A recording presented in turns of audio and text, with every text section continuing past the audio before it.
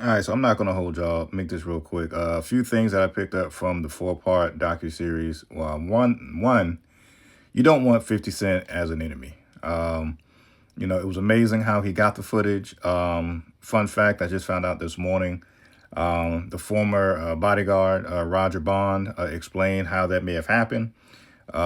He said, Diddy would hire young videographers, have, go outside and have, rack up hours of invoice footage or whatever, and would turn around and just not pay him. And so, with a videographer who has hours of Diddy footage, he literally just sold it to the highest bidder. And being that 50 is not too fond of Diddy, 50 came forward and got that footage from the videographer. At least that's what I'm not assuming.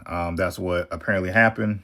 50 Cent actually posted it on his Instagram, this video clip from Roger Bond explaining exactly what I just said, if you wanted, a second opinion. Two, I do feel like this was not just some hit piece, despite the fact that 50 just, does not like, isn't fond of Diddy. I feel like this was a pretty objective documentary, all things considered. He literally just was presenting the facts of what people have said about him, presenting, the new footage as I recently explained. He even got, perspectives from some of the jurors, which was kind of annoying.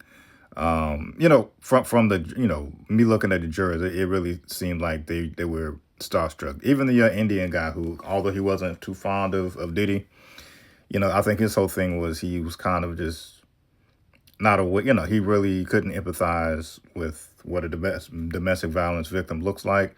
And the black woman she was starstruck. I don't care what anybody said. But yeah, this was pretty objective, all things considered. And my final point is, I really do feel sorry for, in addition, of course, the victims. I feel sorry for any of the victims of Diddy.